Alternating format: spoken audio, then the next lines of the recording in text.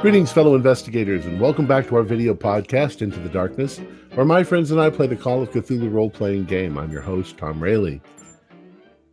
Our campaign is Horror on the Orient Express, and this is episode 81.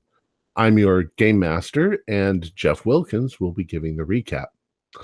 So, we are now we're heading towards Belgrade, I believe. Let's begin our journey into the darkness. Jeff? Thank you, Tom. In our last episode, our group has arrived at the stop in Sofia around 11:15 a.m. We happen to notice that Jack Gatling has left the train, and we sort of dismiss it as normal because he's probably sending a story lead to his editors. Eldridge has pumped him with ideas on possible stories to write while on the train. We think that maybe we might find the pieces of the Sedefkar statue on board the train, because Makriat is probably transporting them back to London. We attempt to check the fourgon, but we are told that we're not allowed in. Dr. Dawkins steps out onto the platform, and as he's walking back, someone sneaks up behind him and attempts to stab him with a knife. The attack fails, the knife is tangled in his coat, the man makes another attempt and fails, and at this point he turns and runs off into the ground. Eldridge and Dr. Keith continue on with trying to figure out which of the passengers on the car is actually Makriat. The train starts back up on its journey, and Nakamura enters the salon car, and Eldridge starts to speak with him, mostly as an attempt to get to know him and to see if he's acting strange in any way. Nothing unusual seems to happen. Next, Amumu Haddad enters. Eldridge continues the conversation with him now. We learn that Haddad is an antiques and Egyptian researcher. He's also interested in the esoteric. Eldridge brings up the Sedefkar simulacrum, and he says he's heard of it, but he thinks it might just be a mythical story. A little side note, I think he's the first person who's ever heard of this simulacrum while we've been on this journey. At the next smaller stop, there's an incident with LaDonna Margarita and Lord Margrave. Dr. Keith sees her slap the man, and then she proceeds to get into a taxi and drive off. There's one more moment of significance where Elena admits to Dr. Keith that she's in fact a member of the British Secret Service. There's an assassination plot against the king's son, Edward. They learn this by capturing and interviewing a cultist from the Brotherhood of the Skin. So it seems we have an important ally on board who is also searching for Makriat. That brings us up to date. Okay. I should say, too, I did not really go into any Eldridge and Dr. Keith put out a lot of theories on the possibilities of who Makriat is, so I didn't go into any of those details. So. Yes, and if can I go over who we've eliminated so far? Sure, absolutely. All right, so we eliminated Luigi because he's just not on the train anymore. He was stabbed. All right, so we've eliminated him, or he eliminated himself, I guess. So then we've got LaDonna. LaDonna left the train, so she's off of the list because Makriat wants to get there as fast as possible. Amumu was eliminated. Tom said straight up, he was like, he's eliminated. Don't even look into him. So we have eliminated him. And I said now, something about that? Yes. Really? Yes. You got tired with the conversation? And just straight up said... Oh. No, what I basically was telling you was that you're not going to get anything more out of him because it's just boring conversation. Well, then I will mark that. He is no longer eliminated, but we have eliminated Elena because she's working with... Well, that's not true. We don't know. We don't know that. Because Makriat could be anybody, and of course Makriat would be like, oh, there's an assassination plot. Let me help you. Exactly.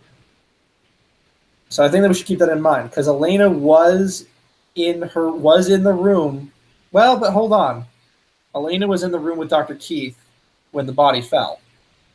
Yes. So I think that we can rule her out.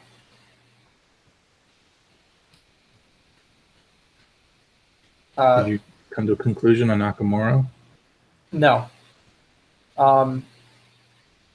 I did, during the break, come up with a theory that the reason why LaDonna left is because, much like how I originally thought LaDonna was acting strangely, it could have been Lord Margrave who could have been acting strangely.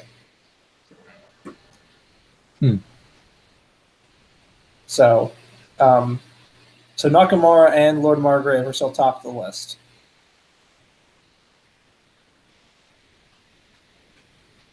Because they were in their rooms alone, and to me, in my head, Nakamura is already a loner, which gives Makriat a perfect sort of, I wouldn't say alibi, but just a reason for us to not even talk to him. And then Lord Margrave, to me, he was alone in his room when the body fell. And LaDonna left, most likely because of something he did. Maybe it wasn't normal. So, all right. It's about 3:00. The train has just left the town that I can't pronounce. Nesevri Cursed. Just a moment.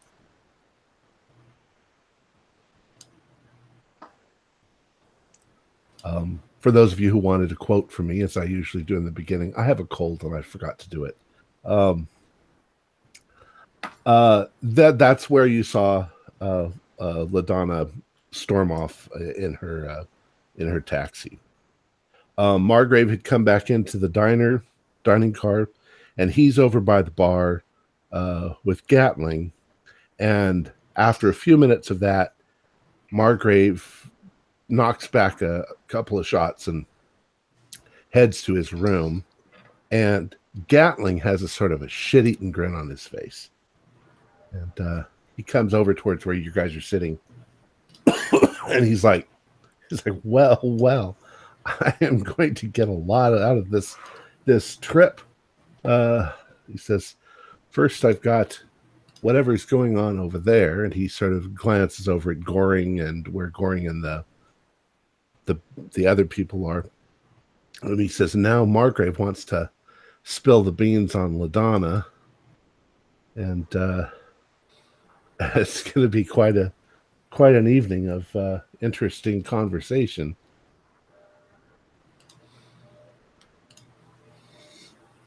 Now, at the end of last episode, I was having a bit of a chat with Elena. That's correct. Had we let the others in on that yet? Oh, that's right. You did pull them all into the room and tell them. That's actually where we left off. Yeah. So the thing with Margrave and Gatling, you saw earlier before you were called into Elena's. So you guys are actually in there with Elena at the moment. And she's explained that she is part of the Secret Service, that she's been undercover in Constantinople for 2 years. Because there's a lot of political unrest and things like that. And she's now got information from Margrave. She believes there's a plot to assassinate I forget which royal. And that the killer is probably on this. The assassin is probably on the train. She thinks that he's Edward. She thinks it's the same person that you guys are avoiding or looking for. And she's willing to help. And then, of course, she needs to report all this back to London when she gets there.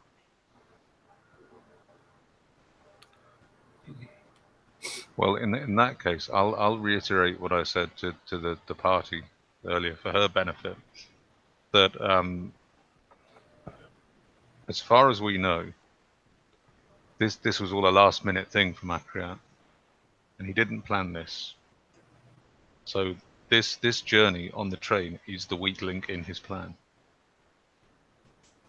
This is our opportunity to stop him, as far as I'm concerned. Once he gets to London, he's got an itinerary. He has a plan worked out for where he's going, what he's doing. We know he'll go to Islington, but after that, it's all up in the air. But while he's on the train, he's playing everything by ear. What makes you say that? That he didn't plan the train trip? Well, I don't think he knew exactly when we'd be turning up at the shunned mosque, or exactly how long it would take him to recover the simulacrum, or where it was hidden. But once he had that information, he was able to act. Now, had we turned up the next day, he would have been on a different train. And we have assumed that he didn't have a ticket for the train because he replaced the conductor. Okay. So I think it was just that he got the first train out, just as we did. I think also what you were saying was that he didn't anticipate that there would be any problems whatsoever along this trip. Yeah, that I understand. He thought we'd still be in the tower. And if he did anticipate a problem, he wouldn't have bought a ticket and been like, "My name is Makriat. Bop. Here's my name. Here's everything." He would have wanted to not buy a ticket. Well, had he planned everything in advance, he probably already would have had a cover identity in place and wouldn't have had to I guess that's kind of what I was. abducted and replaced a member of staff. He would have already had someone in mind to abduct and replace, or disguised himself in some way. Yeah, I think that's kind of what I was. I guess. So I'm wondering if he had this whole trip planned. It was just the actual moment that it happened. He might not have. You know what I mean? Well, Like either way, we are the wild card, aren't we? Yes, He definitely. didn't anticipate that we would be on the train. Right. Well, He couldn't have known that anyone who was on the train would be on the train, really. Yeah. Right. What's obvious is he knew that once he had the simulacrum, he had a certain amount of time before he had to get back to London. Mhm. He didn't know when that was going to happen. And it seems obvious that he had no contingency to buy a ticket. But then he didn't need to buy a ticket. He can replace someone. Okay. He's evil.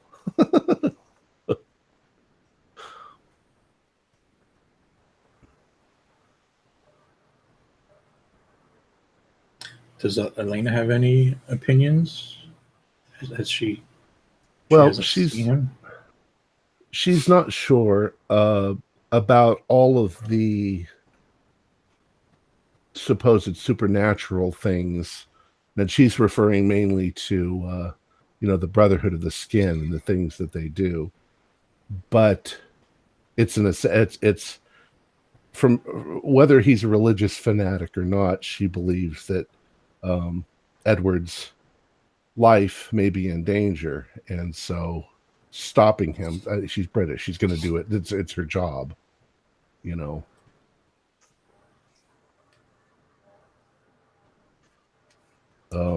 but as to she doesn't know anything about magical abilities or any shit like that. He's just a guy, probably. You get from what she says to you that it seems more like a political sort of thing. There's a lot of unrest between Constantinople and the British Empire at the moment, and it just seems like a Turk is doing something radical. Do we get a sense? So it's clear they're taking it serious, right? Oh yeah. Yeah. Okay. But she explains to you that what was his name, Rutherford, the guy back in Constantinople, had exaggerated, at least in her opinion, some of these rather odd things that he said that he saw. But in any case, this guy's a master of disguise, So she knows about the child abductions. I take it. Mm-hmm. Yes.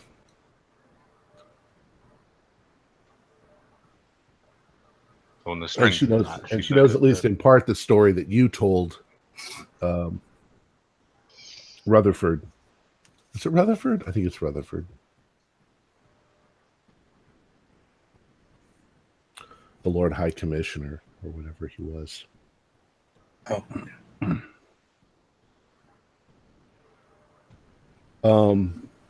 But other than that, she doesn't really have anything else to say. She says, "Don't blow her cover. Let her continue to just look like a translator." of course, that goes without saying. Of course, and we would appreciate it if you afforded us the. Of course, and she is Same. armed, so. Now, does she have any like identification? Kind of like I don't know, a badge showing that she works for the Secret Service, or I don't know, since she's undercover, if she would actually carry anything like that. That would probably get her killed if she got captured. She'd probably just know a password or a phrase or something that could identify the right people. Right, and in this Which case, wouldn't do us much good, would it? In this case, she knows enough about what's happened, and her, enough about what happened with the Lord High Commissioner and everything that it seems like she couldn't know any of this stuff unless she had that direct information. Even Marcriot wouldn't know half of this information. Good God, man, she's British, of course she's. Kind of backing up Theodore a little bit. I mean, if she was a spy, she's done the one thing that a spy shouldn't do. Just tell someone else that you're a spy. yeah. Why is she telling us? Even if we were associated with Makriot and that whole business, wouldn't it be in her best interest to not associate with us and just lie low? Exactly. Well, I think, given the way that things have gone, I think perhaps she just needs some backup, really. Well, how she would explain it would be is that you've already had 2 attempts on your life. And 3. So she's basically told you this because you need to know that you have backup. I see. Well, I think this could be very handy if we can't bring this matter to a conclusion before we reach England. She's a very useful contact to have. True, but as I've always said, we should always go with caution. Don't trust anyone. Anyone. Look at where it got us before. Don't trust a soul. I hear you. But you could be saying not to trust anyone as an elaborate double bluff because you're Macron.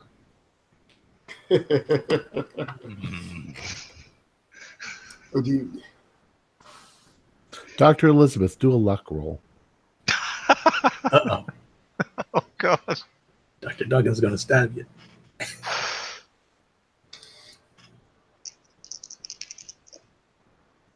I have passed. Narrowly. Okay. But it was passed. For a moment, when you look at Dr. Dawkins, you're not sure. But then you're pretty sure that he's not Macron. Well, I know the password, so. And it isn't meatball subs, so. Hey, I'm just telling you what Frank told me. Frank tells me that the password's meatball subs. So my question actually at the moment is, do you guys make your way back to the salon, or do you do something else? Well, you said I wasn't poisoned, right? I was checking for to see if Correct. You don't seem to have any effect like that. Okay. All right. Yeah, sure. Why not? Did you said that the reporter guy, the tabloid guy, came up to you and said that he had an interview later on? Yeah, that Margrave was going to tell him everything about him and Do Ladonna. you think that it would be possible? I guess I am directing this to you, Eldridge. I think it's possible for you to go along with him and observe this interview. I don't like the idea of somebody who's been secretive all this time about their personal life to all of a sudden say, "Oh, I'm going to blab on to the tabloids. Come meet me and have an interview with me by yourself." That's true. I mean, assuming the worst. Let's assume it's Makriat. He could know that Gatling is friends with us and provided this information, and thus wants to eliminate him, or feed false information, so that way. Okay. So yeah, I guess I'll go find Gatling, and I'll go with him. Could you just remind me, other than Gatling, who there was someone else poisoned, wasn't there? It was that me. Luigi? Oh, that was Eldridge, right? Okay, sorry. Yeah, Luigi got stabbed. Yes, and it was pretty bad. Internal bleeding of some. I think it was his intestines. Was it not? It was. Ended with sepsis. Although I don't know if we should have known about sepsis. Oh well, yeah. You knew if the bowel was ruptured, that the person was pretty much a goner. So essentially, what we have are five suspects, 2 of which are main suspects. So I guess in my head, it's just eliminating each one, listening to their stories, and kind of gathering dossiers on these people, trying to eliminate it. So I think that Dawkins is right. But I'm gonna go kind of weasel in on this interview, if I can.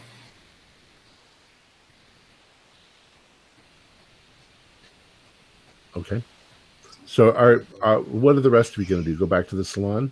Yeah, and yes, get a few drinks and all right. observe people. See if there's anything strange going on. Okay. Look for random Turks on the train while we're at it. At this point in time, probably before you go to the salon, you all go back to your rooms and sort of freshen up. Eldridge, when you go to your room, Gatling is in there, and he's freshening up. And he says, "Oh boy," he says, "I'm just giddy because these kind of people don't usually want to talk to you." Let's kind of talk about let's talk about that. Well, Jack. It's usually when people are bitter, and he looked bitter. Well, remember what I told you, though, Catlin, that something's going on this train that's more than meets the eye. So, like I said, I can get you kind of an in. So yeah, well, I don't think that Margrave is a spy. I don't know. Maybe that Asian guy.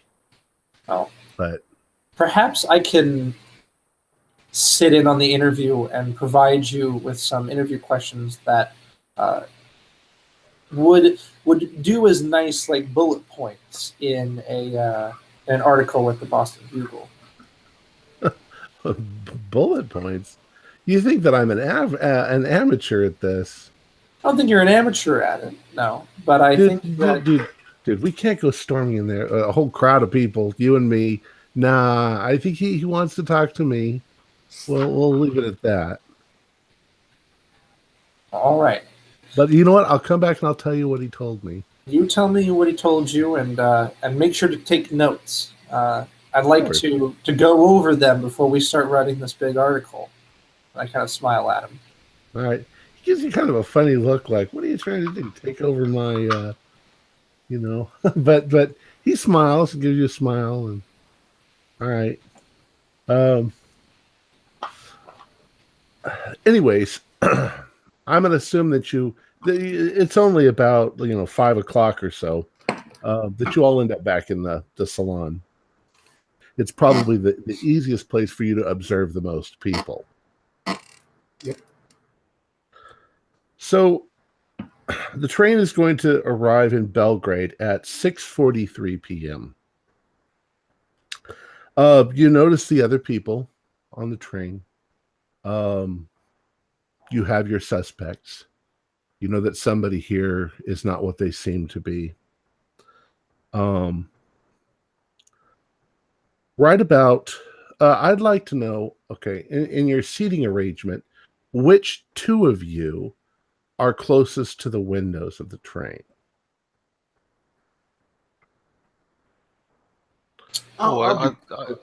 Dr. Elizabeth would probably sit on the inside. So, yes, she would be closest to the window.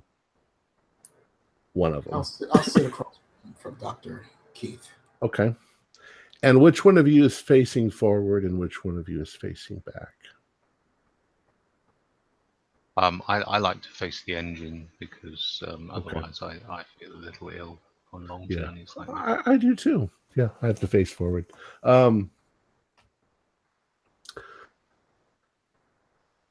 As you guys are, as you guys are on the outskirts of Belgrade, you're heading into the town.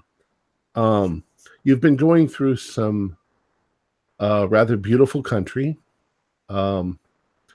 You've noticed in the distance castles and things like that are on hills, and some of them are in ruins. And you're right on the outskirts of the town. And Dr. Elizabeth, you're looking out the window. And who's sitting next to Dr. Elizabeth? Because you can probably look out the window too. Eldridge or Frank? Whoever raises their hand first. Neither one of you raises your hand. Do you want to, or I can do it. I can do it. Have I got some? Is it because I smell of garlic? It's the curlers. You haven't forgotten it. You haven't remembered to take your curlers out. We're just a little. Okay, Eldridge and Dr. Keith are looking out, and right about at the same time, you notice that you're passing near a ruins. There's broken walls. It was probably a keep or a castle or something. It's broken down. You vaguely remember seeing it on the other going in the other direction. But right in the middle of it, completely out of place, is a little hut. No. My eyes grow wide with fear. No. Do I recognize this little hut? Oh yeah, it looks really familiar. No. It's not there. Although at this point it's in very good repair. It looks like it's brand new. Nope. I'm gonna sort of look at it out of the corner of my eye. I don't even really feel that I feel comfortable with the idea of even looking directly at it. Well, the thoughts that sort of pass through your mind, the images that sort of unwind, it's like a predator waiting to pounce on something coming nearby. And you think that it's how far away from the train is it? Maybe 200 feet. Yeah. That's not far enough. It's not far enough at all. It doesn't exist. There is nothing there. Once it's pointed out, you all see it quite clearly. I don't see a thing. I don't know what you're talking about. Who's that voice in my head? Stop talking. Has anyone got a comb? You can all do sanity rolls. Oh, duh. I don't know what you mean. Sanity? Dr. Chief, I've been meaning to ask you about your book. Everybody is so enamored by your book. I wrote a book a few years ago. Nobody's even batted an eye. I just rolled the 97, so I shall reply to Dr. Dawkins by saying, Ah, that's how you wrote it. Understood. I might try that technique myself. If you passed 0, if you didn't 1 sanity point.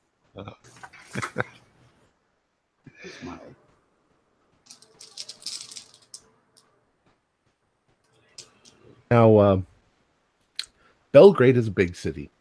It's a big city. We're not stopping here, are we? The train is stopping. Yes, you are. The train is. I'm not getting off. As you pull into Belgrade Station, now this thing is now past. It's maybe half a mile back along the tracks. But you've pulled into Sofia. It's 6:43. And you are going to be here until 7:35. So almost an hour. Oh God! It wouldn't come to the train station, would it? I mean, I don't see why it wouldn't. But let's not get off. Let's sit right here. Where we're sitting, can we still see it off at a distance? No, the city itself is in the way at this point. Buildings and that's a good thing. Yeah, thank God. However, what are we going to do if we start feeling rumbles through the ground, as if this thing is woken up and is coming towards the train? What are we going to do?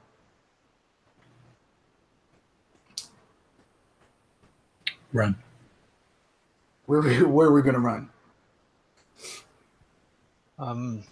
Barricade ourselves on the train. And why is there only a thing on the train for pulling the chain to stop it in an emergency? Why isn't there another chain for making it go in an emergency? Good question. There's 2 strings. There's a red one and a green one.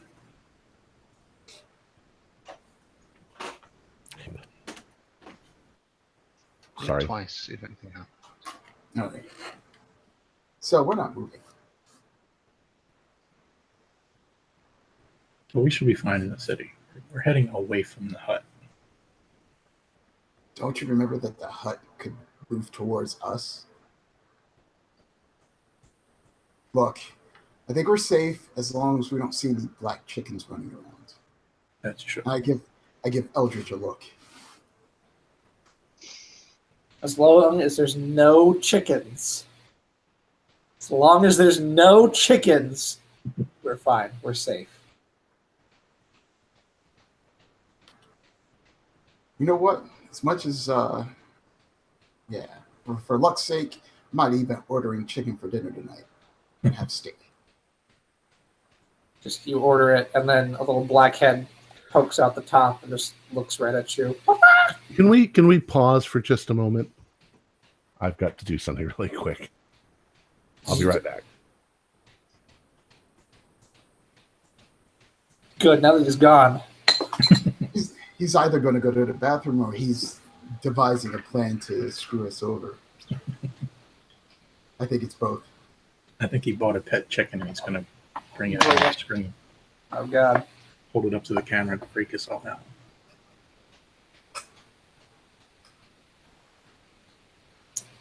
So, play any good games lately, anybody? No, I'm still playing Warframe. Oh, it's a good game. Sorry about that. Yeah. I'm back. All right. So it wasn't the bathroom. So he's got something up his sleeve. Blowing his No, nose. Hold on. I'm hearing throw lozenges. Okay. And my dog wouldn't leave the room, so I chased the dog out. I thought he was bringing out a special deck of cards or something like that. Death cards, yeah. All right. I was listening to what you guys were saying. I was just having trouble getting the dog to leave.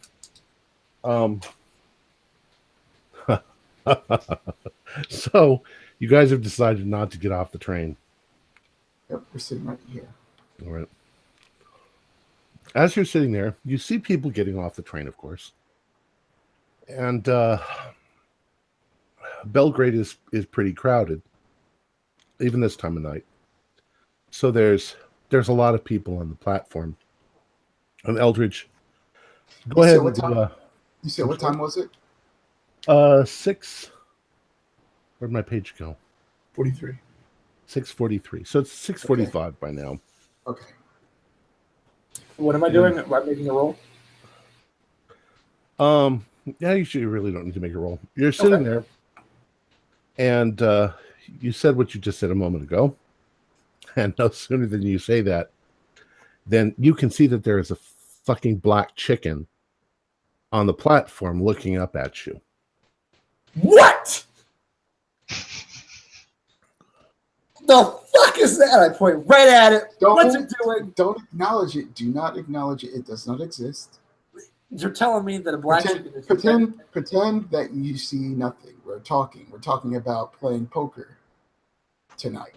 Poker? I don't even know her. I don't play poker. A moment later, you start to see some confusion on the platform. Something is going on. Oh no. And it is a swarm of black chickens, just like before. Fuck! And they seem to be coming from nowhere. And the people are too crowded to really do much about it. But there's some fluttering of people and chickens. And there definitely seems to be the chickens seem to be paying attention most closely to your car and where you're sitting.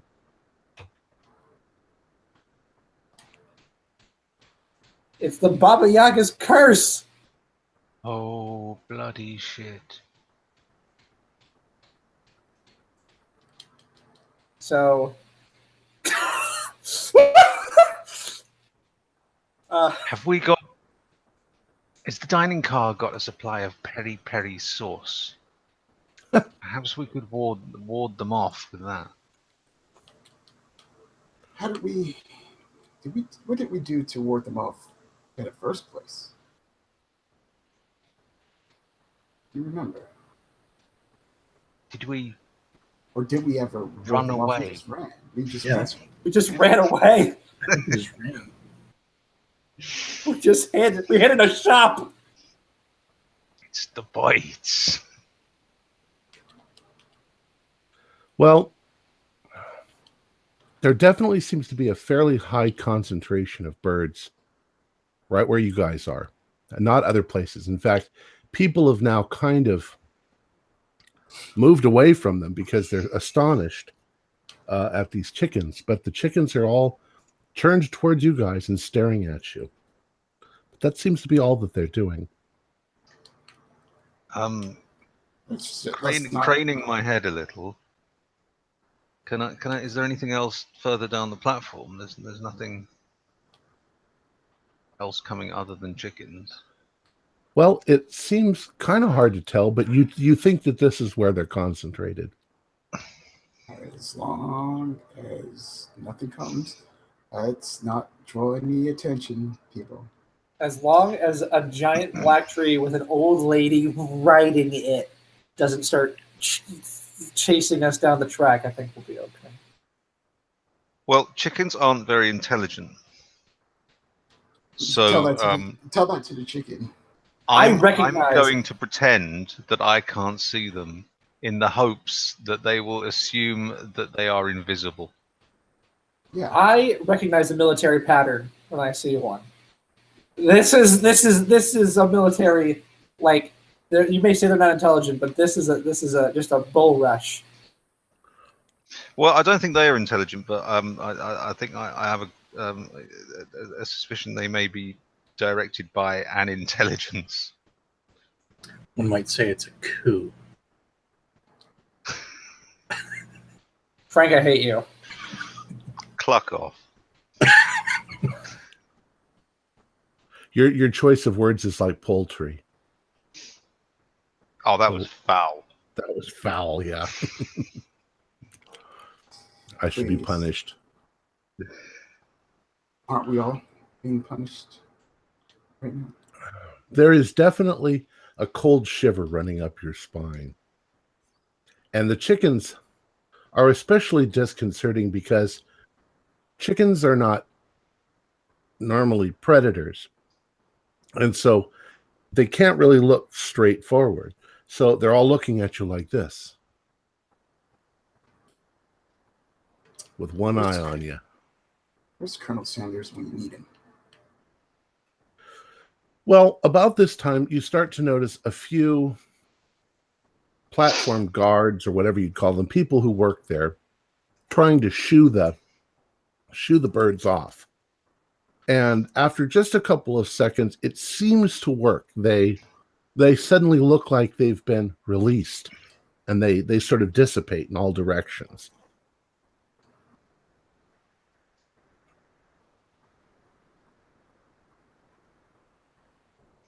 Then what happens? Well, everything seems to go back to normal. How long have we got until the train leaves? The train will leave in about half an hour. Why is it gonna take so long? I think your trick worked of not looking at it. Well left. Yes. If you shut one eye, the people on that side can't see you.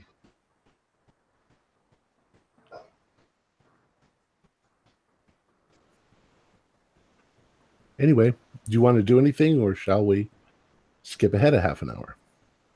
Let's skip ahead. All right. Yes, with the hopes that nothing happens in the interview. Nothing seems to happen, but you have an immense feeling of dread. At 7:35, the train departs. You're now headed towards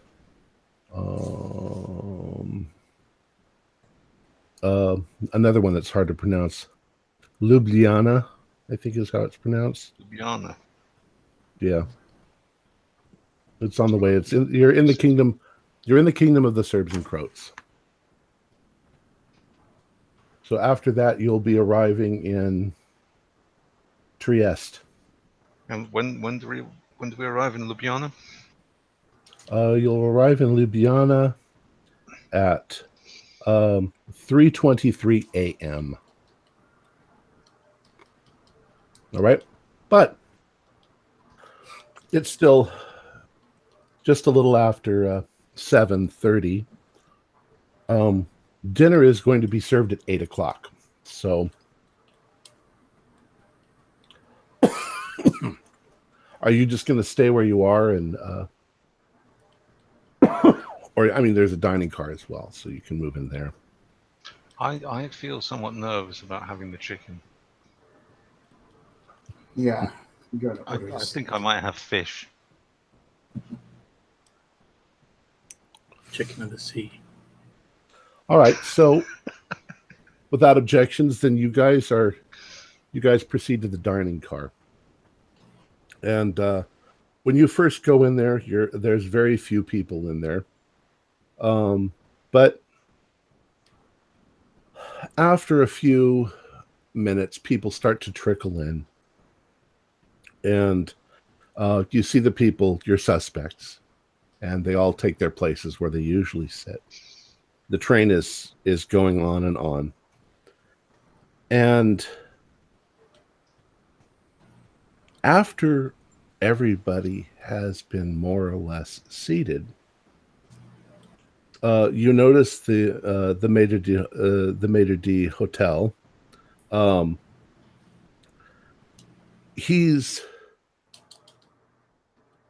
coming into the dining car, escorting somebody, and you see he's taken the arm of a very old woman who looks very familiar. And he is carefully taking her over and seating her directly opposite of you. I'm going to stare her down. Well, you know who it is. It's definitely Baba. You're going to stare her down? I'm going to stare her down. Well, Why are you antagonizing her? I'm just going to stare at her. Just like... She is conversely staring back, and she has a look on her face of terrible delight, maybe.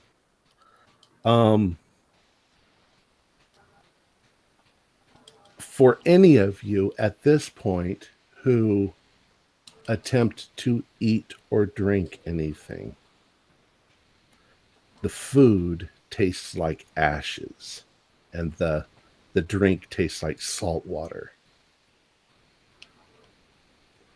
The room is actually kind of warm, but you feel chilled. Even Eldridge, who doesn't normally ever feel chilled anymore, you feel chilled. Oh, fuck.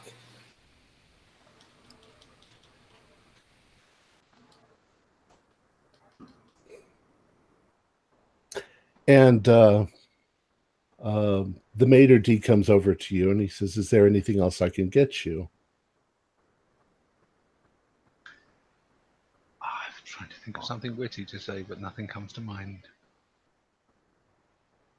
I'm too worried. Nothing for me. All right.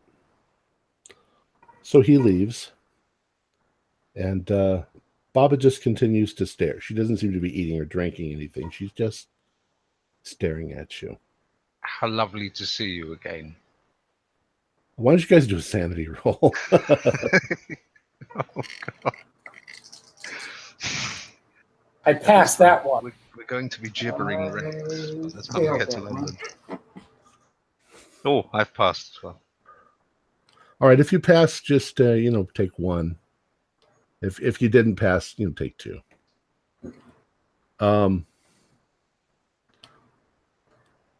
When you speak to her, her demeanor changes only in that she looks terrifyingly hostile, but she hasn't really changed the smile. It's just the overall feeling of the whole thing. She is definitely threatening.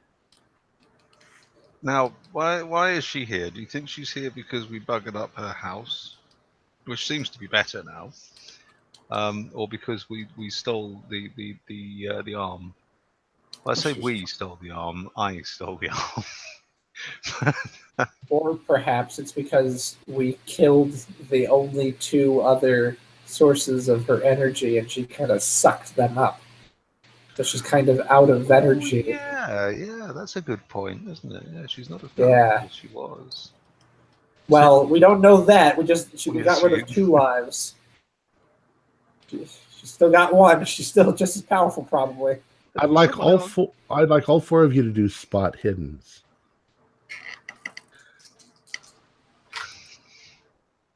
Ten. That is an extreme. I got a 91. That is a fail. I got a 60. No, that's a fail. Frank, you said you got a 3? All right. The sequence of events is simple. Frank is sitting there, and a little light bulb, bang, goes off in Frank's head, and he turns and he looks out the window. Eldridge, when you see him do that, you immediately do the same thing. And both of you can see not too far in the distance The running tree. the running house thing, tree Great thing. big hand. Yeah, great big hand. Now it's dark outside, but you can still see it highlighted against the moon in the sky. I turned. Sanity. I told you we should have killed it when we had the chance. Do we need to make a sanity roll if we didn't see it? Mm-mm. Or are they pointing it out to us? Well, unless you guys want to. No, I'm not pointing it out to them. Let's not deal with that. Okay. 38. Done.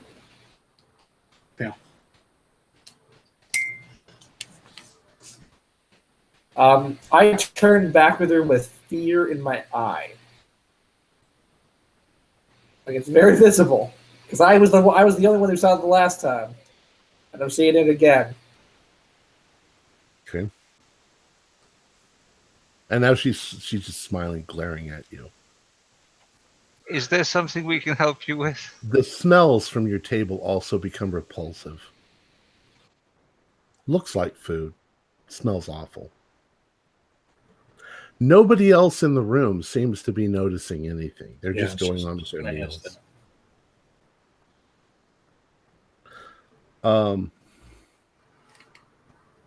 When you say that, when you say something to her, she just continues glaring at you. Like she's won. And you just don't know it yet. It's very unnerving.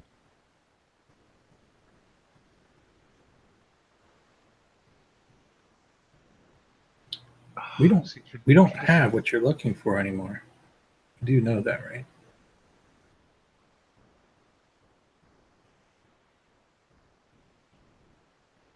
Does she react to that? No, what are you talking about? Well, The arm. I don't think that's what I think she's just here purely for revenge by the looks of it. well, you know what? If just to answer Jeff, if you recall, she didn't even know she had the arm. It was just up in the rafters. Yeah, what she wanted was to feed. Yeah, she wanted to feed you guys to the monster.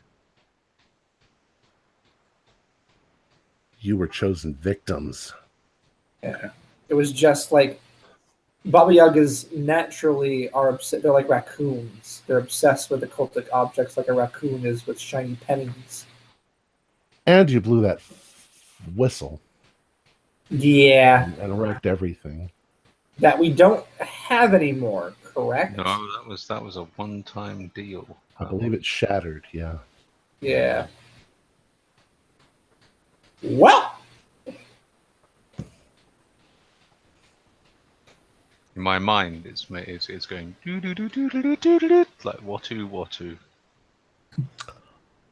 I would like Eldridge to do an idea roll.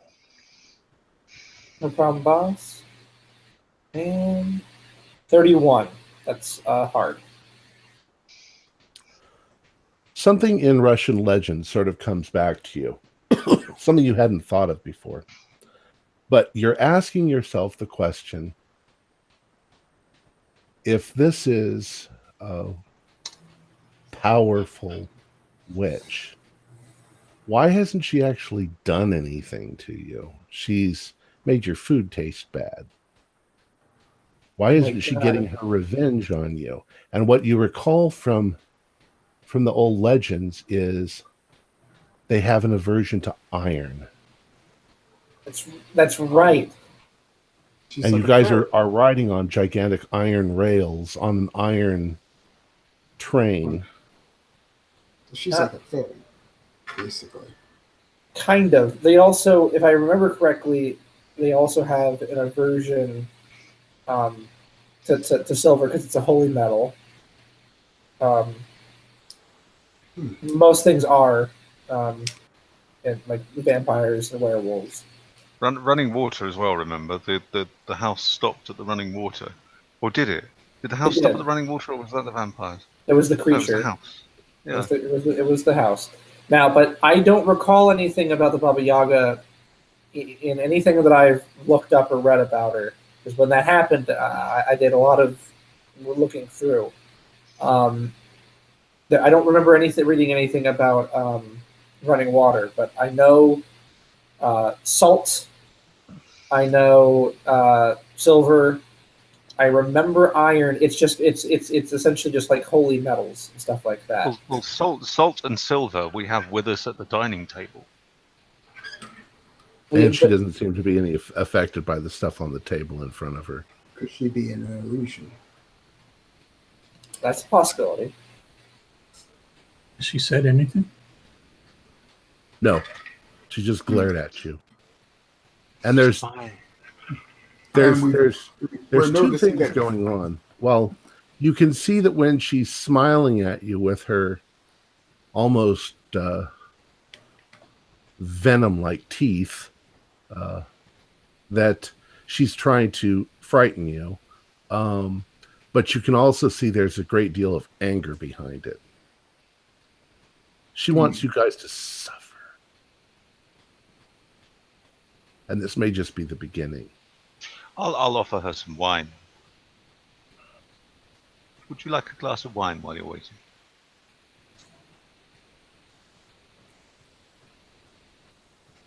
Yeah, let's be polite to her. We've been assholes before. Let's try to polite. Great. I like how you think, Dr. G. Yeah, I guess that'll work. Show no fear. Sorry, we took the two. Show no fear. All of a sudden, the smile disappears from her face, and she begins to slowly rise to her feet. And she moves over towards your table, and she makes an odd gesture. She slams her hand down on the table, which does attract people's attention. And then she sort of flings her hand like this towards the wall, the windows. And when she does, something appears on the wall across the window. And it looks like this. Eldritch? Do I understand it? It's in Russian. Yeah. When you turn and you look at it, it basically says, "Go away and never come back." And by the time you've turned your head and looked back at her, she's not there anymore. Well, that's good. I mean, I now also I remember also in doing some research on Baba Yagas. There's a way to appease them. There is. But it requires giving them something because they're like dragons. By giving them something, it appeases them, which is what I assume was going on in the village, is that they were giving her things, like their children. The children and the items. They don't really care about. The Baba Yagas themselves don't care about living beings. They care. When I mean they hoard magical stuff because they're like dragons with gold, except they like magic. It's like an essence thing. So if we were gonna die, I was gonna straight up be like, give him the ruby, or give him the knife, or give him something, because I'm not dying. You're gonna need that knife for later. So we may need the ruby for later too. Yeah, that's not gonna happen. And my thing here is like either we die here and not accomplish our goals, or we die in London. Do we have the ruby? Who has it? We do. It's in my pocket. Okay, I thought so.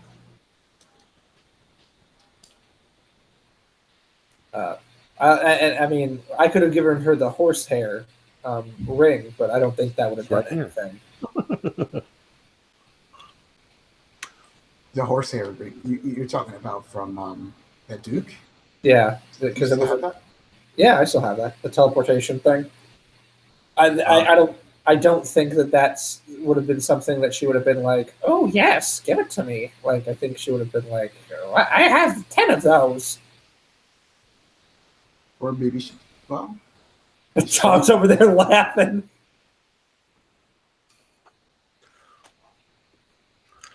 She's got her hair braided with. Yeah. You get those at the supermarket. Have a chicken. All right. So, whatever she did to you, unfortunately robs you of dinner because everything tastes awful. And if you attempted to, Nope, my appetite has been spoiled. if you had attempted to ask the waiter to bring you other food, it would have still tasted terrible. There's a couple of times you look out the window and you think maybe off in the distance you still can see the thing, the hand, running along. What the hell's that? Oh. But by midnight, everything seems to have ceased. Everything seems to be back to normal. You're tired. What would you guys like to do? It's getting close to midnight. Most of the people have left.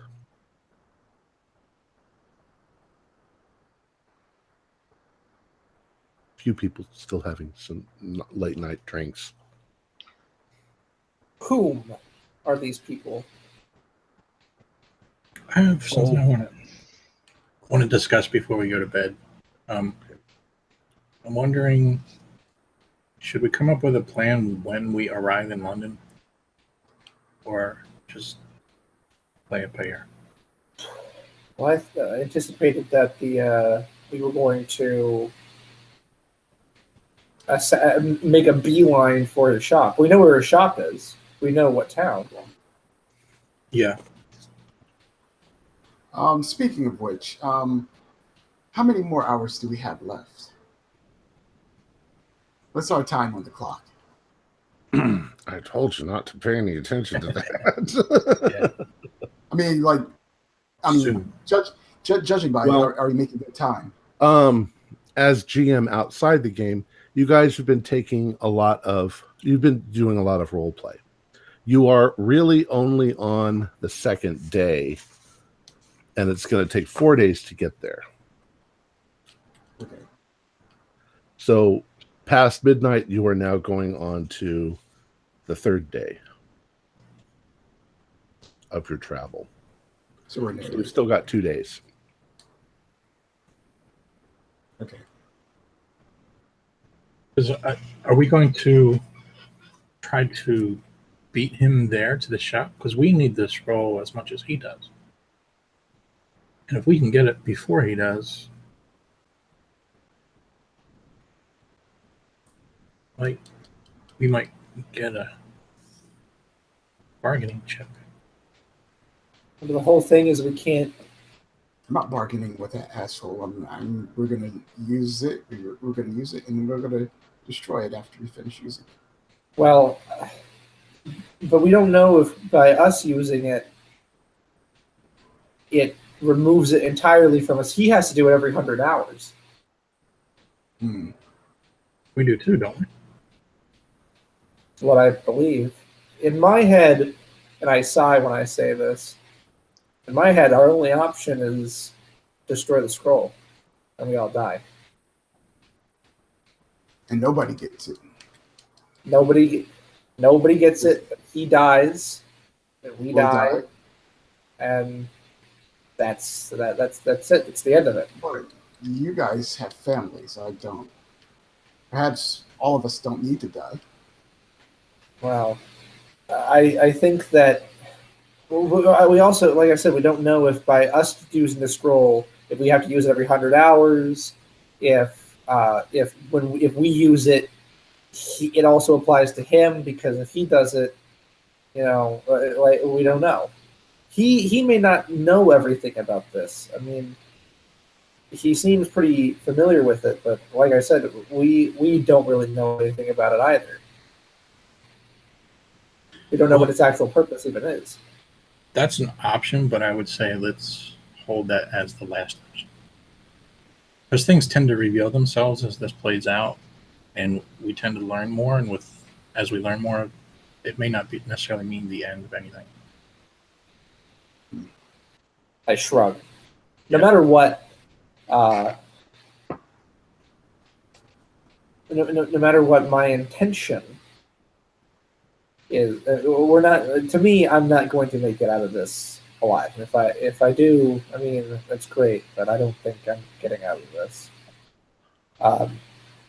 If we manage to procure the scroll and cast it and use it, and something else happens. Like let's say, because he says that the simulacrum will corrupt him. Okay, so what happens if he doesn't die? What happens if the simulacrum takes control? Whoever's image it's in takes full control, like that. In my head, so that way no one else dies. I take the medical tool, I look at Dawkins, and slice off the simulacrum, thus separating it. I'd probably die in the process, and then you guys can hide it.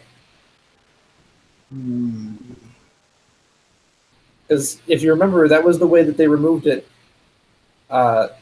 in the Crusades. They took the knife and they found the seams, and they split it off. Mm-hmm. So one of us is going to have to do that, I have a feeling. I was wondering if we could maybe use Elena's resources and get a message ahead of the train. Have them... It's true. Telegram only takes 10 minutes. Have them guard the shop, or even enter the shop and find the scroll for us. But if they find it, then they might keep it. We would be in trouble. Well, but also think of it like this. I mean, if she is really on our side, she'd be able to send the telegram. They'd be able to do it and get it back to us. If she can't do it, it proves that she's Makriat. Because if she's like, I don't have the ability to contact anybody, well, you have to have some contact. I just thought something. Sorry, I don't mean to interrupt, but I want to get this out before I forget it. We don't know if Makriat takes on this other form or shape of a person. We don't know if he retains their memories, do we? We've kind of... I disproved that in the last episode because he said when he took over the form of Smythe, he didn't use That's right. Edo's appropriate terminology. If he had known that, if he retained the memories, we're assuming that he would have looked at that as something important. He could have had that as a memory, but probably didn't think that it really mattered, particularly when talking around us. Yeah, but when you say some person's name over and over and over and over again, be like me calling you Dawkins. I don't call you Theo. If I all of a sudden started calling you Theo, that'd be a little weird. It just made me think it might be late at this point in the game, but as we're talking to these other passengers on the train, we should make it a point to either tell them something specific or give them something to hold for us as like a way of, if we suspect them later on, we could say, hey, do you remember that thing I asked you to hold on to for me?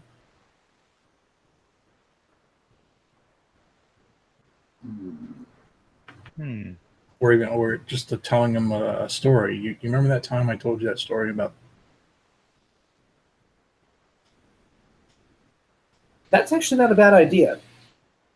We could rule out, if we make it convincing enough, we could rule out people, and then, maybe if we're lucky, if no matter what, I mean, if we go to everybody and say, hey, remember that time I said this, and they go, what? I mean, they'll just all think we're crazy.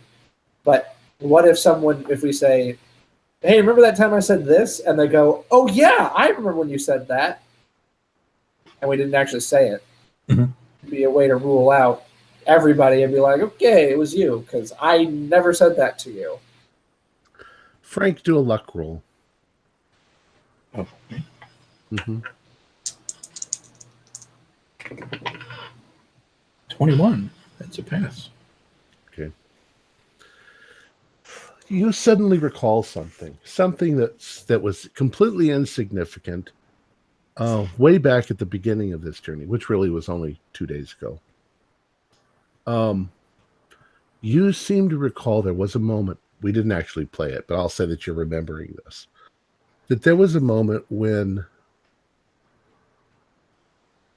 you saw the chef de brigade say something to Emile Sukar, the guy who was in charge of the Calais car, who you suspect was Makriot.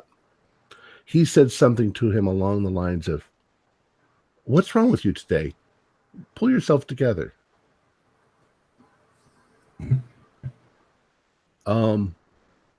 It just suddenly occurs to you that in order to be an employee of the Wagonly, the Orient Express, they're extremely well trained and very professional.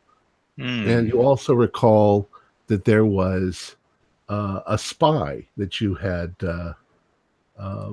encountered in the other direction that was pretending to be a waiter, and he failed miserably because they don't have the knowledge of the person that they've. Okay, gotcha. That's good to know. Well, and not only that, but that also reinforces, Tom, that Makriot and Makriot's goons probably haven't infiltrated the train staff. Like, talk about the long con. Like, I need you to, for 3 years plus, infiltrate a train that may or may not have these people on it at this specific time. It would seem highly unlikely. Yeah. Also, so Makriot, I don't know if this would be significant because you guys are European. Well, at least you're familiar with Europeans. Every member of the staff speaks at least 3 languages, because you're going to have you're on a train going through Europe. There's multiple languages they're going to encounter. Anybody who's in a higher up position is going to speak 5 or 6 languages fluently.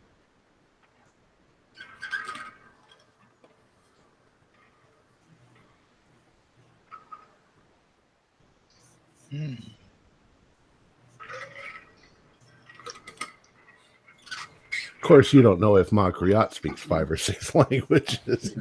yeah, which is why, I mean, I don't know what the chances of I mean, because we could always, none of us know any Japanese, but that would be an interesting way of ruling out Nakamura, is if he speaks fluent Japanese, then he's probably a Japanese man. He is not omniscient. He doesn't know everything.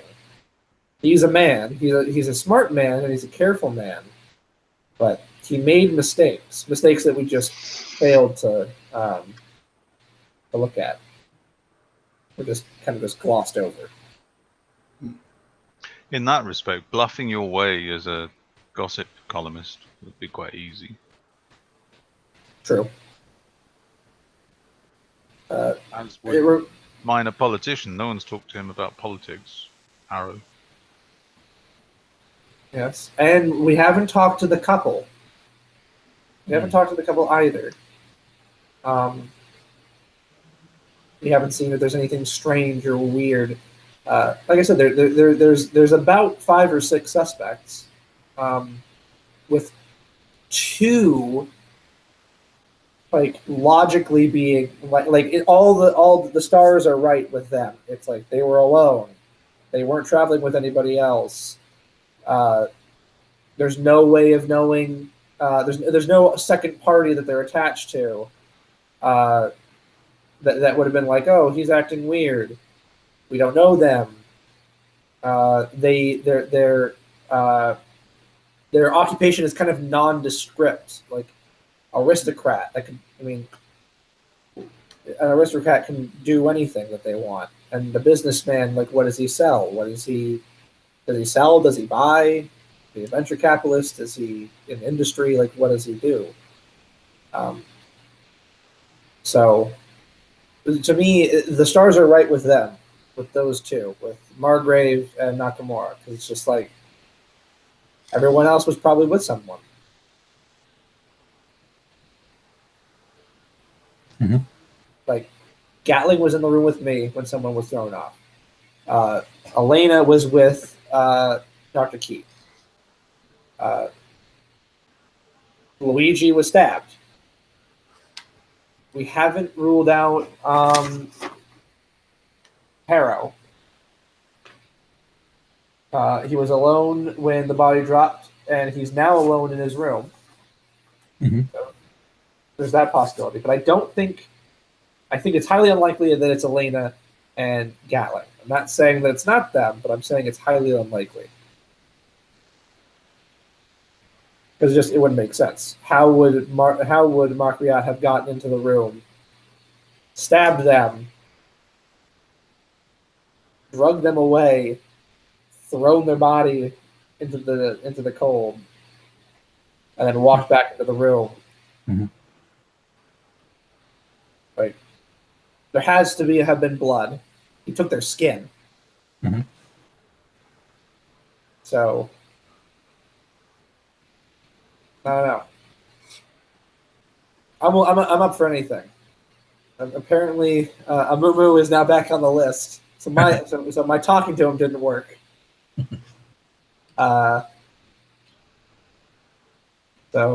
what do you think of your bluffing idea, Frank? Do you think that could maybe work? I mean, it's just something we could use it as a possibility. I don't know if there's anything concrete we can do about it, but it's good to know that if we bring up a past conversation or something and he doesn't know what we're talking about, it's another clue. It's not too, like you said. I mean, if we could have told somebody something and it was just a passing conversation to them, so they just don't remember it. So it's not hard evidence, but we talked to. If nothing else, what we can do is we could eliminate Harrow, because we had conversations with all of our birthmates. So, so if Dawkins were to have or bring up something from his conversation with Harrow, mm-hmm. and Harrow were to acknowledge it or be like, "What are you talking about?" or say, "Well, no, that's wrong. I actually said this," then we could eliminate him as a suspect or put him at the bottom and kind of move on. But I don't remember if there was a substantial conversation with Harrow. I don't believe that there was a substantial conversation with anybody on that first day until the body was dropped. We're just kind of like, everyone's a suspect. Right. There was that one little. I'm trying to think when Luigi was talking to me in my cabin. He didn't know about Katerina going missing. Do you think that Makriat would have known? Makriat was following us, wasn't he, the whole trip, basically? Well, it depends. How long ago was it since we left? Where was that? That was in That was Milan. Milan. A while ago. At least 2 weeks. Right. Now, depends on where he was coming from, and well, remember, Dawkins, that what triggered my initial suspicion of Smythe, the letters from Barrows, was Tom, the GM, saying it looks like the messages are being written in, like, the wording is kind of like in tandem with your journey. It's like he's with you. So I think that Frank's right. I think that he was following us. But I don't know if he knows specifically Katerina Carlisle, blah, blah, blah, blah, blah, blah, blah, had her vocal cords removed and replaced.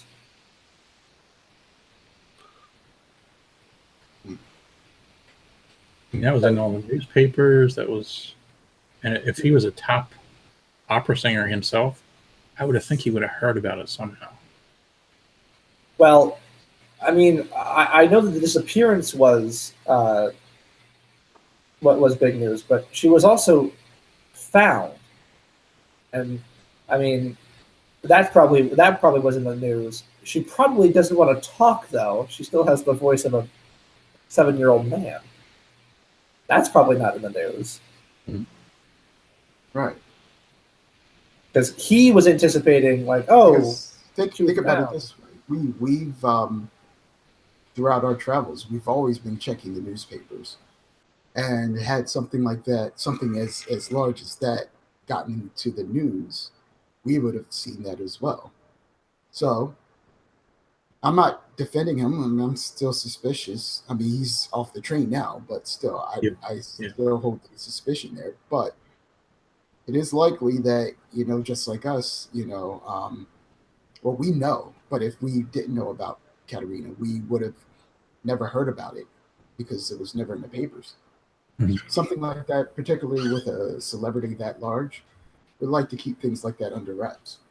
Yeah. Remember also, Frank, that Luigi, why would Luigi stab himself, and why would he get off the train? If he was Macreat,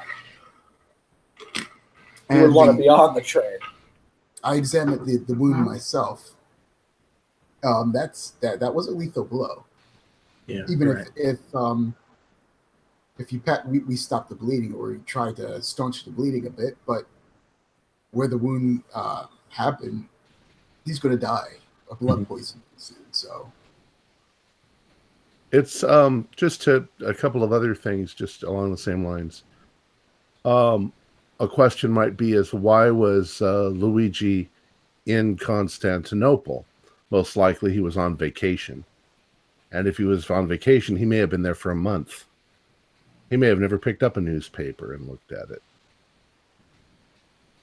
Yeah, that's true. Might just not be his thing. Yeah.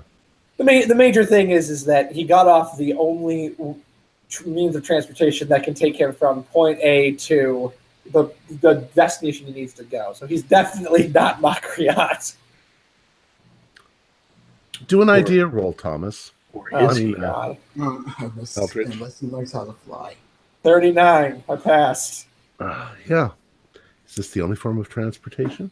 I mean, there's planes, but a plane. It's 1920. What, 4? Planes in the winter wouldn't have flown, especially that great of distance. You are probably correct. There was an airline by this time. It was very limited. However, it probably is not functioning at the moment.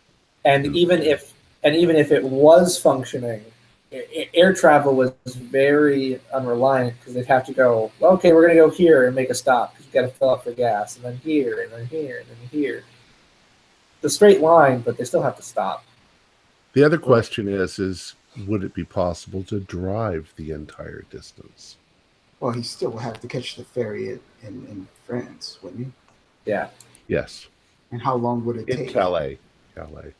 In Calais, right? And how long would it take? Those roads. I'm not sure. Some people drive like maniacs back then. But at a top speed of what, 30 miles per hour? But whereas this train will be able to get there faster. yeah, the train's not going much faster than that. So. Oh, we're not going. Oh, come on, Orient Express. You gotta pick up the pace. Trains in America right now are going 80 miles an hour. I would think, particularly the type of fuels that they would have used, it would have gone faster than any sort of car. Like, I think it's more a question of comfort. Yeah. A train transporting goods would probably go faster than one transporting people, because you don't want people flying over to one side or the other as you go around the turn. That's understood. At the same time, although we do have these stops here and there, we are continually moving. That's true. You're going through you're going through straight through countries, so. Yes. Right, whereas he has to go through mountains and roads, and he still has to fill up. Yeah. We're also forgetting the major thing here. Why would he separate himself from the Sedevkar Simulacrum? I mean, it's to me, it's unlikely that he's wearing it.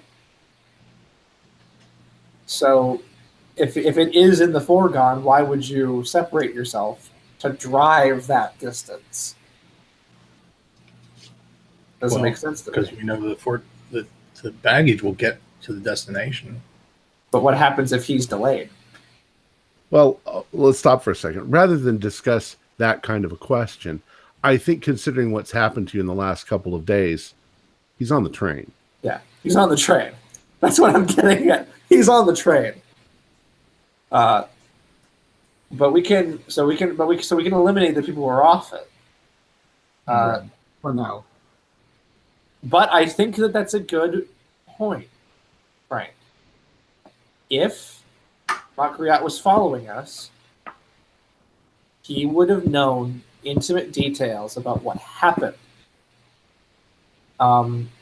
Things like Katarina's vocal cords, or the fact that someone broke into the chapel tower, or the fact that, or he could simply be playing dumb. I mean, we're trying to get into the mind of somebody that's insane, and so we don't know. We're speculating on.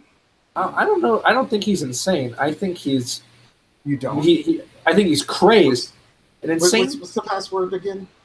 I think an insane person would not be so methodical. No, you can be insane and methodical. Says the guy who has a 0 in psychology. No. Have no psychology experience, but I would imagine that shouldn't be completely off the mark. I think you can be methodical and insane, which makes you even more dangerous. No. At this point, I'm willing to try anything because to me, there's no bad ideas right now. The only there is one bad idea, which is just start killing everybody on the train, and one of them will be Makriat. As Dr. Keith nods, like, yes, I'm the sanest one of the group, and that sounds like a pretty good idea. To me, there's no bad ideas other than that one. Because no matter what, we're gonna know by the end of this trip which one Makriat is. Well, yeah, because it's gonna be the one that goes suckers and drives away to the shop, or tries to kill us directly.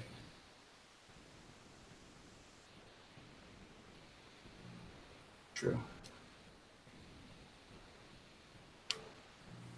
So. Now that the witch is gone, I'm going to order a nice bottle of wine. And your fruit, it's going to taste sour still. No. Okay, try it. Yep, tastes terrible. Oh, man. Are you sure it's not just a British wine? I wasted a good 3 pounds on that.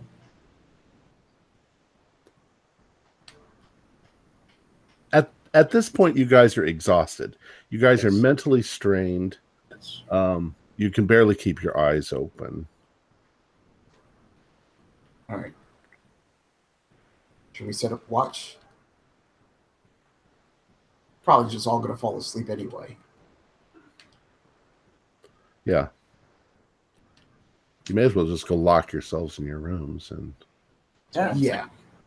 I forget now who's in with. I'm with Frank now. You're with Frank. Eldridge is still with Gatling, and Dr. Elizabeth, you're with Elena. Yes. At this point, if either me or Dr. Keith dies, then it's Gatling or it's Elena. It's one of those two. I will just toss both them off the train. There's 2 empty rooms now. You wanted to try to navigate your own room. No. I mean, to me, in my head, it's like, okay, if I'm in this room and that's Makriat wouldn't just get down and stab me, because then everyone would know that's Makriat. Me being alone in a room means that, what happens if someone picks the lock? I get stabbed, I die. If someone picks the lock, breaks into my room, there's Jack sitting up there, I get stabbed. I yell, he's going to hear it, jump down, attack the guy. So, We're right about him. Yeah. either way, Well, someone else is up there. All I know is I'm going to booby trap my door with something loud. So if something opens that door, it's going to wake me up. We're both in the same room too. So Yeah. Lock the windows. No outside. And hopefully get a good night's sleep.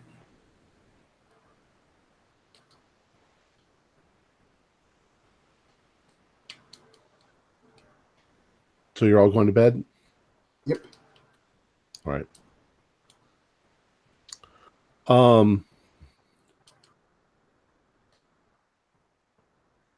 You guys, it takes you no more than a few minutes to actually fall asleep. You guys are, as I say, exhausted. Through your minds run horrible, horrible thoughts. You suddenly realize, it suddenly comes to the forefront of your mind that unless you succeed, in 2 days you'll be dead.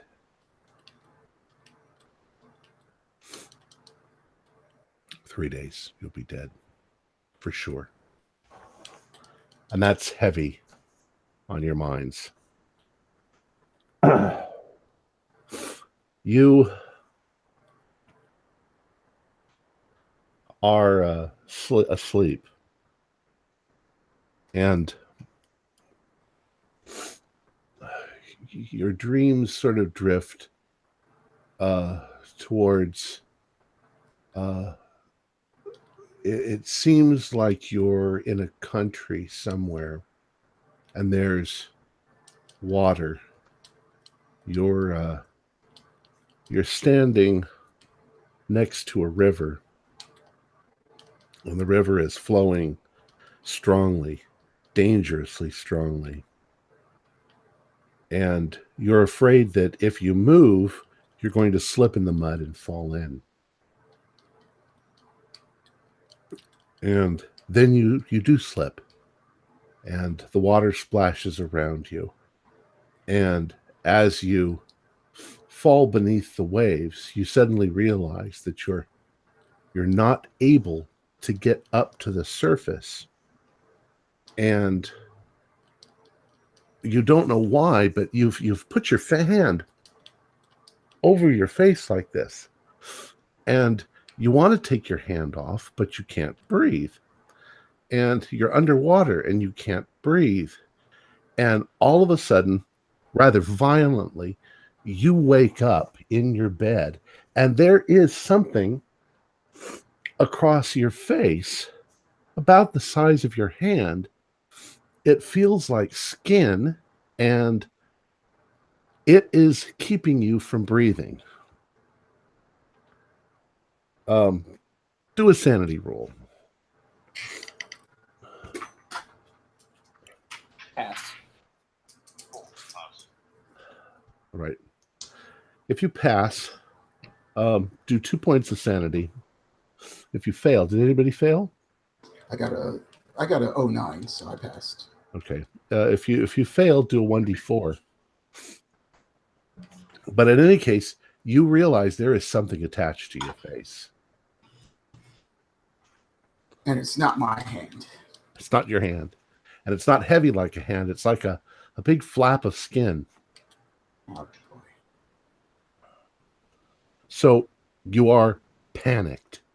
Intensely panicked. I try to rip whatever's on my face off of my face. All right. But don't tell me it's a face hugger. Do a grapple roll, or a whatever we call it, a brawl. Everybody, I guess. Man, I Yeah, got because you're all going to try to give this 15 thing out a of 25. All right. 4. 13. Okay. If you succeed, it takes you a second to get the edges of this thing, but you manage rather forcefully to rip it off your face, and your skin stings like it was trying to attach itself to you. And as you fling it, you can see that it's a piece of skin. It can actually change its shape. It's like a spider.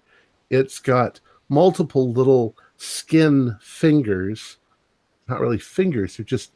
It's like a flap of torn skin, with like it's been torn or cut in a star sort of shape, and it's walking on the tips of its thing, but it moves quickly. You almost don't see it, but where you throw it, it suddenly scrambles and starts running back towards you. And you remember, it seems very much like the hands that attacked you, only this is just a flap of skin. If you failed, for a few moments you panic because you can't get it off and you can't breathe, but you'll come back to. You'll get a chance in a second. You're not going to pass out in one round. What would you guys like to do? If you so some of you have thrown it off, and the thing is small. So for a moment you've lost sight of it. Did it go under the bed? Did it go behind the dresser? Is it going to jump back out at you any second now and attack? Well, I think I'm gonna check Elena to see whether there's one on her. Elena seems sound asleep, although now she's sort of waking up because she's hearing you bumping around and making noise. What about Jack? I've ripped it off, so I'm going to stand up immediately. Gatling is not there. I am going to rush out of the room. Okay. I'm going to, since I flung it, I guess this happened with Frank as well. But Frank's got the thing still attached to his face and he's struggling with it. And this thing is charging at me. Well, you're not sure where it went. It's somewhere in the room, but it's... I'm going to try to assist Frank. What I'm going to do, though, I have my medical tools, so I'm going to try to cut away at this thing and see exactly where it's attached to his face and try to, cut around. Okay, so you're going to try and use your knife to cut it open or to cut it off. Yeah. Okay, Dr. Elizabeth, as you are looking at Elena, one of these things comes out of nowhere and attaches itself to Elena's face. But at the same time, a second one comes flying out of nowhere and tries to get back on your face. It's kind of scrambling with you as you're trying to keep it off. And Elena's eyes go wide. Dr. Dawkins, as you reach for your knife and pull it out and move towards Frank, once again, the little scrambly thing comes flying out of nowhere and heading straight for your face, and you try to block. Well, you can try to dodge it. I'm going to try to swipe at it, okay. Do sort of a swipe.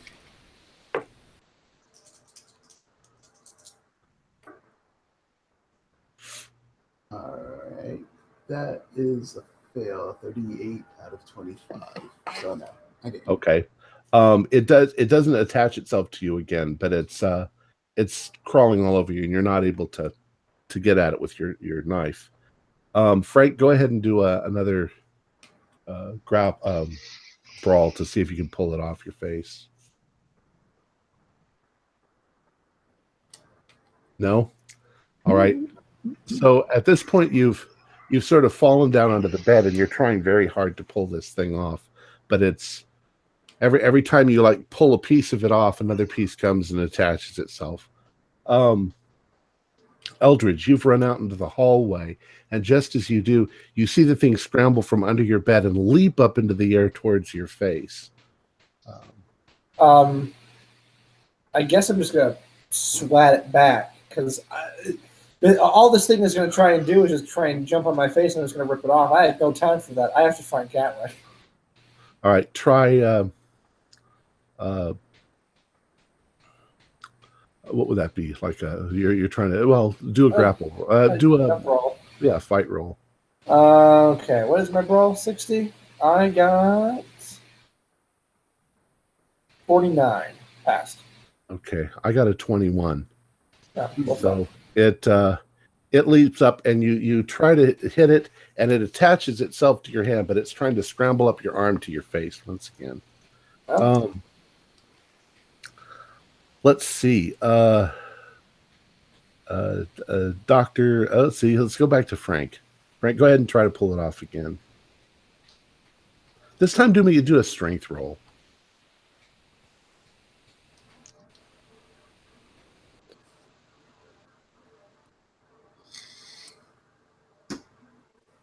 Nope. Struggling. Okay, you're starting to feel lightheaded because you can't breathe.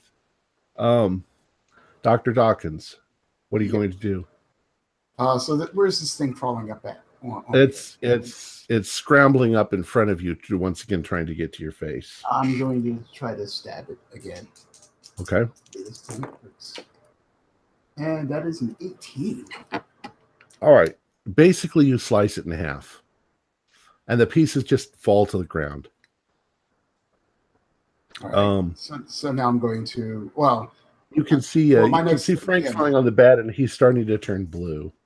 I'm going to. So my next round, I'm going. That'll be on your next round, right? Yeah. All right. Dr. Elizabeth. Wait, I want to roll for Elena. Okay, Elena gets a 7, so she actually manages very quickly to tear this thing off of her face, and she's like, "What the hell?" She's trained. But the thing is still trying to get to you. What do you do? Well, I'm going to attempt to just grab it and throw it, click it. Okay. Beastly. Go ahead and do a. You succeed. I rolled a 99.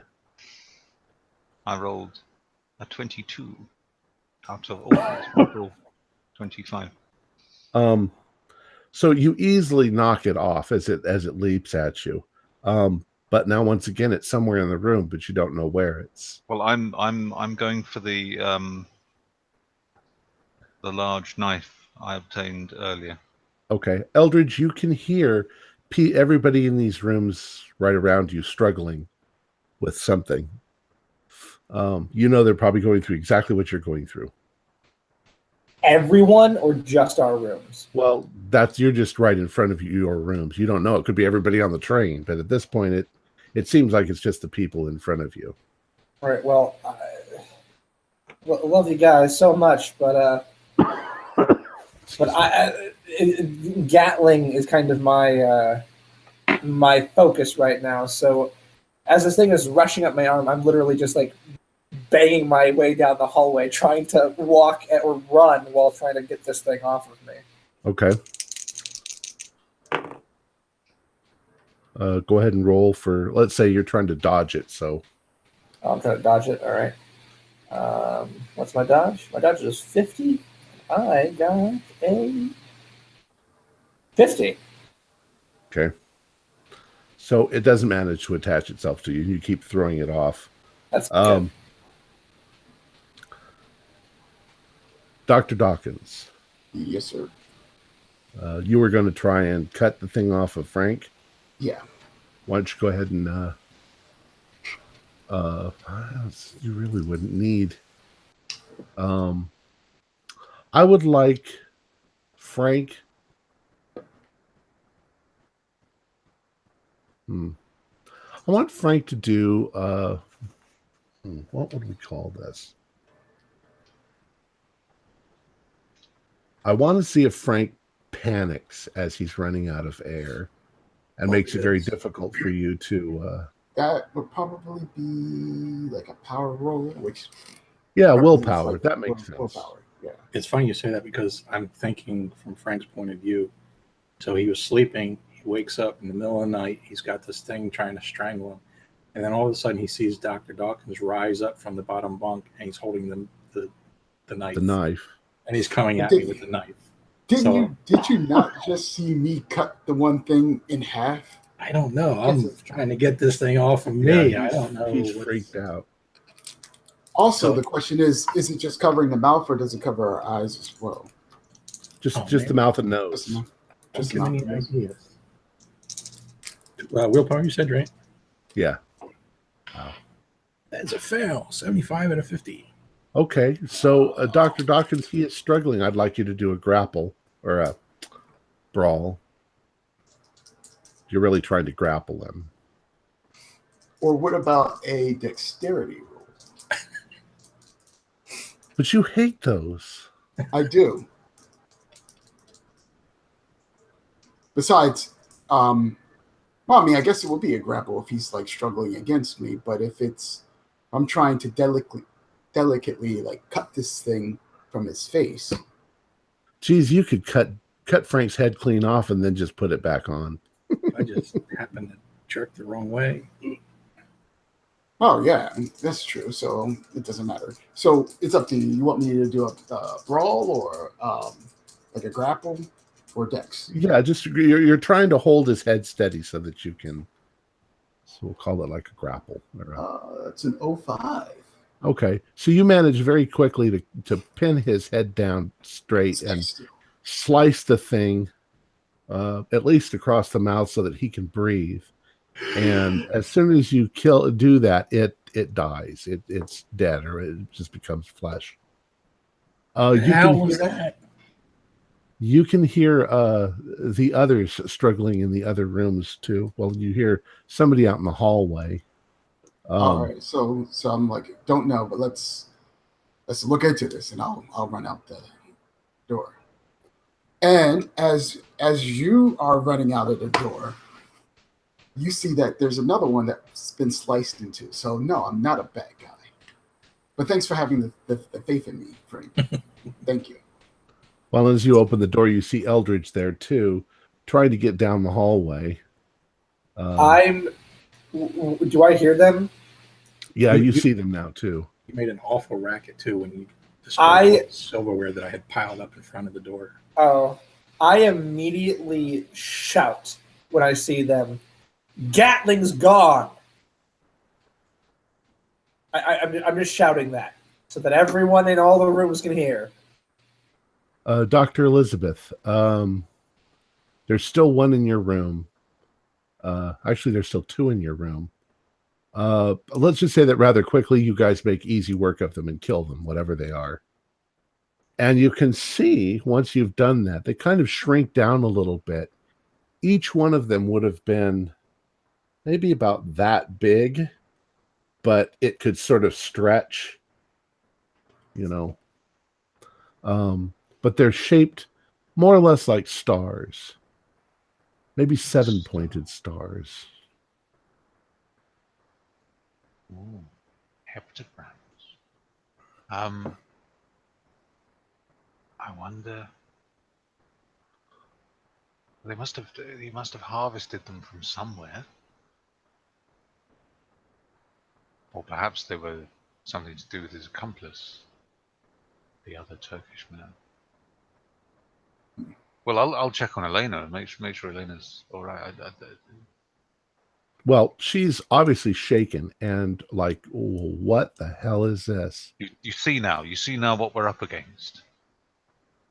You understand? They weren't just stories. It's not an exaggeration. This is a very.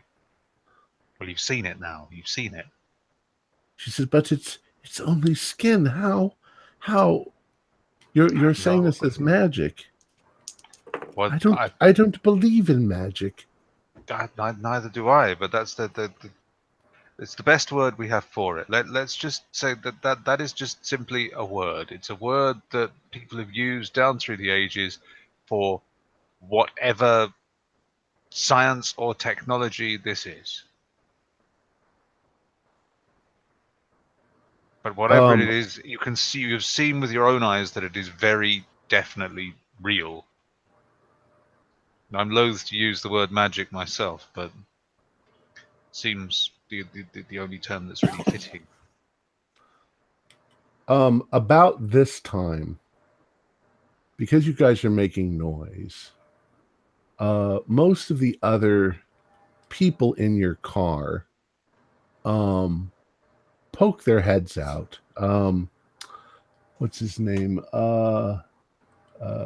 Count Matteo and his wife, Henry Matteo, sticks his head out and he says, "I say, what the hell's going on out here?" Shall I handle this? Yes. I'm not going out in my curlers anyway. Basically, you see Haro sticks his head out too, and Goring and Okay. Margrave and Nakamura. They all sort of want to know what's going on, but Let me handle this. I'm good with people. Everybody, let's get everybody out in the hallway. Everyone out in the hallway. it's damn crowded here. What is this all about? Can we go into the salon? No. How do I put this? Someone tried to kill us. And it was someone here. I say, somebody tried to kill you.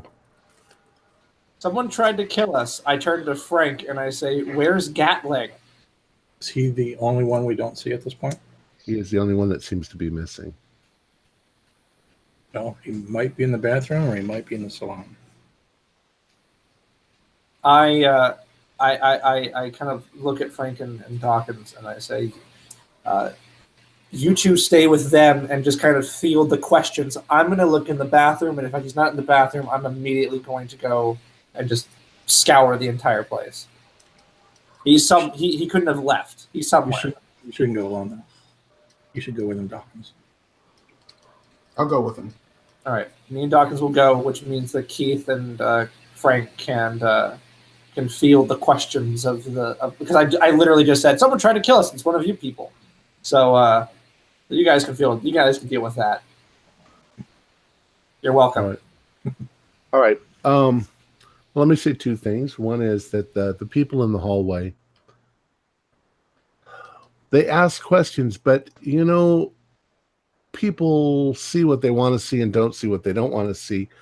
The little flaps of skin at this point have kind of shriveled, but I'm not sure whether you're going to tell anybody that there's magic or that these pieces of skin came alive, but they can appreciate that you were attacked by someone. I'm glad they appreciate it. But some of them are kind of dismissive, like, "Well, I wasn't attacked." Eldridge, you go to the bathroom, and the bathroom door is locked. I begin. Oh, fuck. Yeah, okay, so I bang on the door a whole bunch. All right. Does it When you open up? bang on the door, you can hear. Yep, that's what I thought. All right. You break down the door. Yeah, I'm gonna kick down the door. It's what I thought when he said, "Oh, the door's locked and you don't hear anything." Yeah, so I'm kicking down the door. How about this? A combined strength roll. I'll help kick on the count of 3. Yeah. It's not going to take that much strength. Okay, never mind. Just These remember aren't that meant for the next to be- time. These aren't meant to be high security doors of any kind. All right. When you open the door, you find Gatling. He has been tied. He's been gagged. He's been stripped naked. And there are 5 large, terrible-looking wounds on his body where his skin has been stripped off. His eyes are completely crazed. He's shaking. He's in absolute terror. And when you remove the gag, all he starts yelling. He's like, "They came from me! They came from me!" And he's completely. You think that he might be completely insane at this point. All right. That's kind of where I want to end it, but Okay. Oh yeah. Oh shit! It's 10:02 already. God. Did you say they came from me or for me? He said they came from me. From. Okay. There are star-shaped patches of skin that have been taken off of his body. All right. Let's see. Where's my thing? Okay. Our players included Thomas McKeon, Mick Swan, Jeff Wilkins, Wayne Worthy, and myself as Keeper of the Secrets. We're currently producing 4 shows a week with music and sound effects added in post-production in order to create a richer listener experience. We provide audio-only versions of our show free for you to download from Podbean or iTunes. If you'd like to become a patron, visit our Patreon account. Just $1 or $2 a month helps us a lot. Like, share, and subscribe to our channel and punch that bell icon for updates on our latest shows.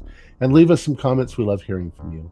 This is Tom Rayleigh, together with all the members of our gaming club, inviting you to journey with us once again into the darkness for another adventure into the universe of H.P. Lovecraft and the Call of Cthulhu role-playing game.